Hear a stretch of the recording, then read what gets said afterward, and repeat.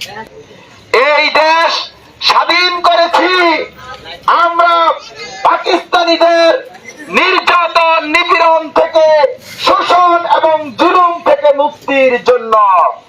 কিন্তু দেশ স্বাধীন হওয়ার পরে এই 54 বছরে অনেক সরকার আসলো আবার গেল, কিন্তু আমরা শোষণ এবং জুলুম থেকে মুক্তি পেলাম না।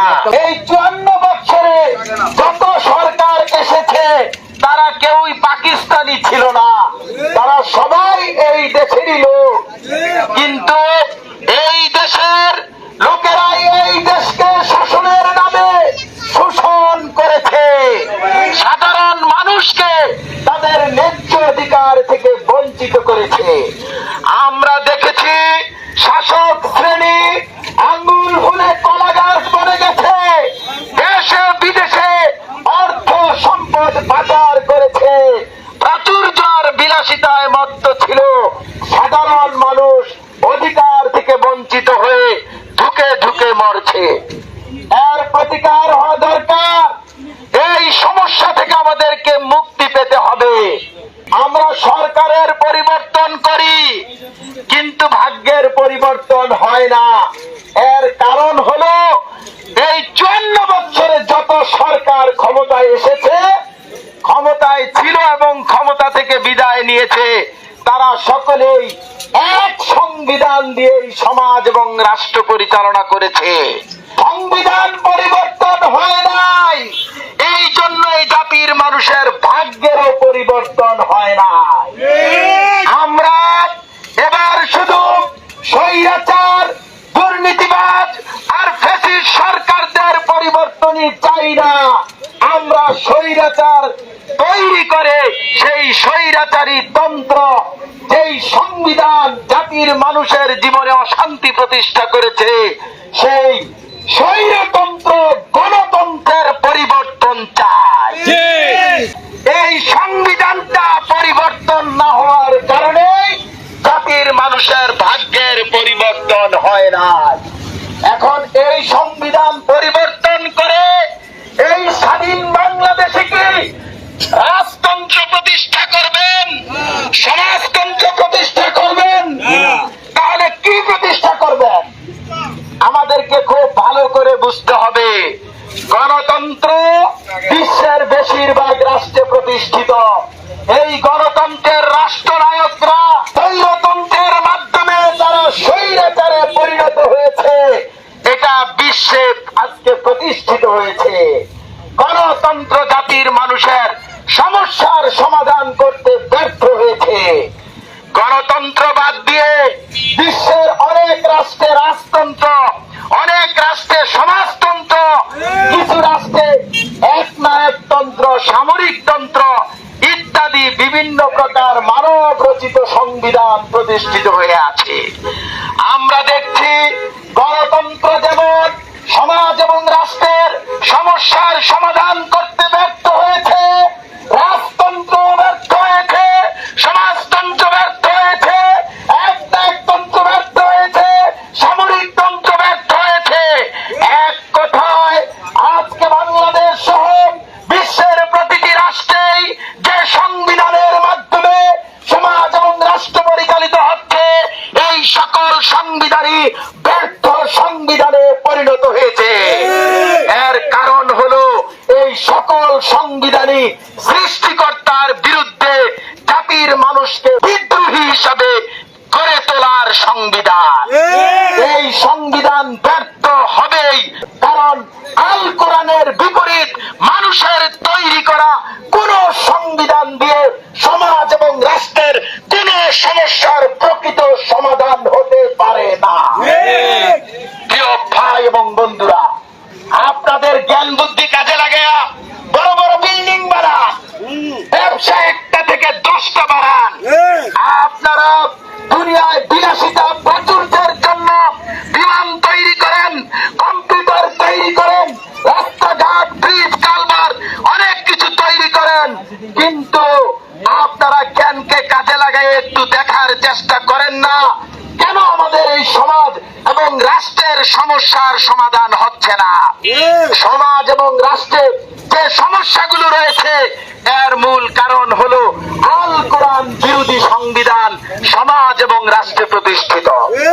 যদি গণতন্ত্রকে মূলোৎপাটন না করা যায়, যদি মানব রচিত সকল সংবিধানকে খতম না করা যায়, তাহলে বাংলাদেশের মানুষ এবং বিশ্বের মানুষকে দুর্নীতি এবং বৈষম্য মুক্ত করা সম্ভব হবে না।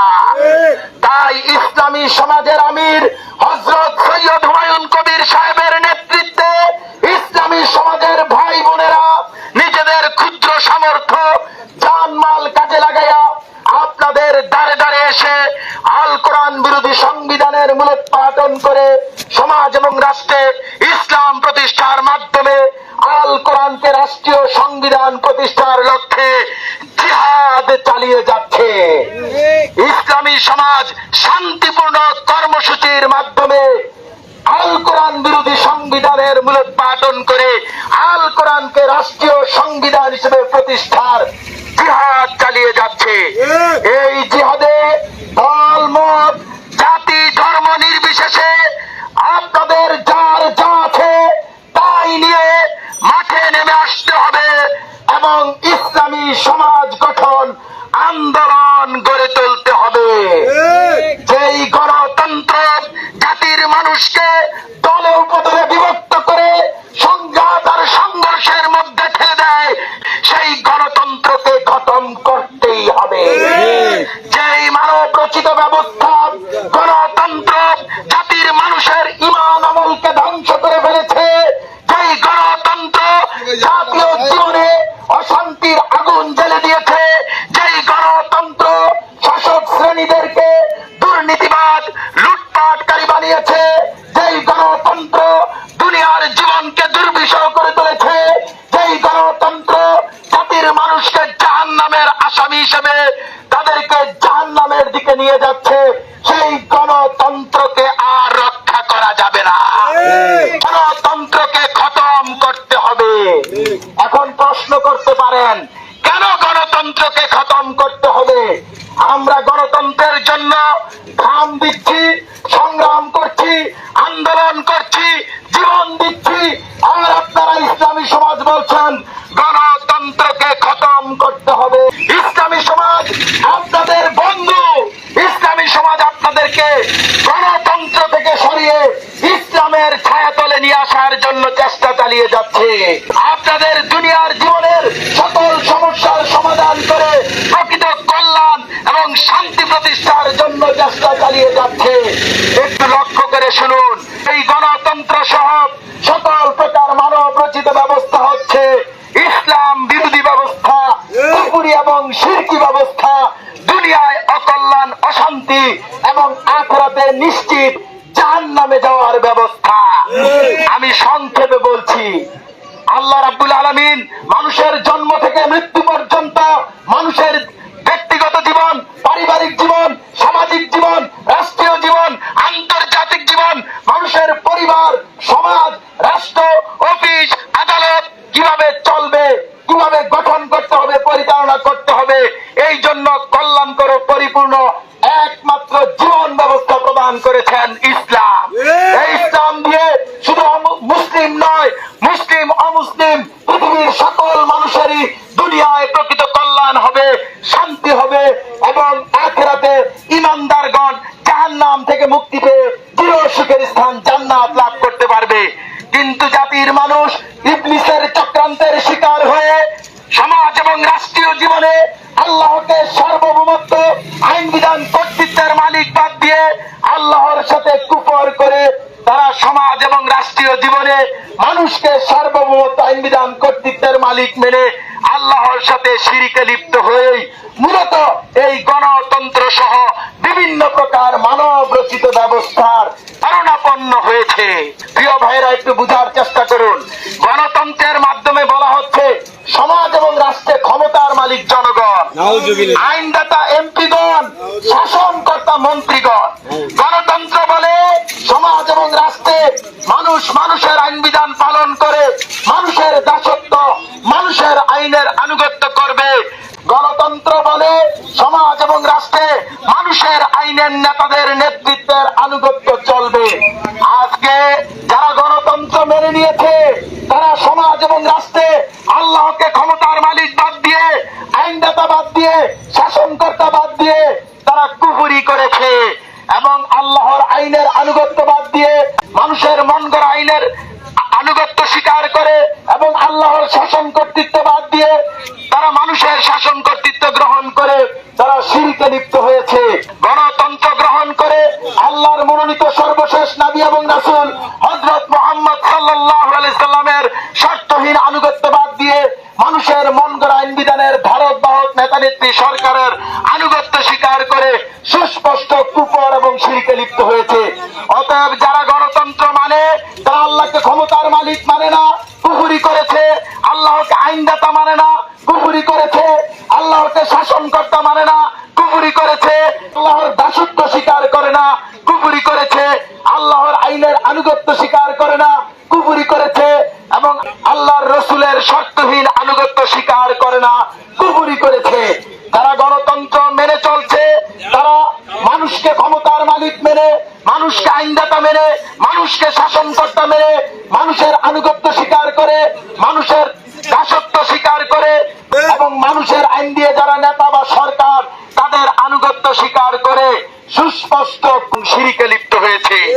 গণতন্ত্র সহ সকল প্রকার মানব রচিত ব্যবস্থায় সুস্পষ্ট কুফরি এবং শিরকি ব্যবস্থা।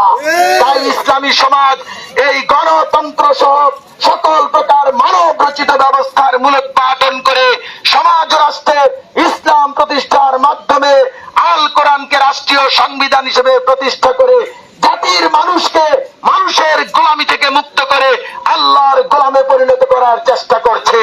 মানুষকে মানুষের গোলামি থেকে সরিয়ে আল্লাহর গোলামিতে লিপ্ত করার চেষ্টা করছে। মানুষকে আবু জাহেলের উম্মত থেকে বের করে রসুলের উম্মতে পরিণত করার জন্য শান্তিপূর্ণ চেষ্টা চালিয়ে যাচ্ছে। আপনারা ইসলামী সমাজের লিফলেট সংগ্রহ করেন, ইসলামী সমাজ সম্পর্কে জানার চেষ্টা করেন, ইসলামী সমাজের আমিরের আহ্বানে সাড়া দিয়ে সকলে ঐক্যবদ্ধ হন এবং শান্তিপূর্ণ কর্মসূচি চালিয়ে যান। আল্লাহ রাব্বুল আলামিন সেই লক্ষ্যে আমাদের সকলকে কবুল করুক। সকলে বলি আমিন।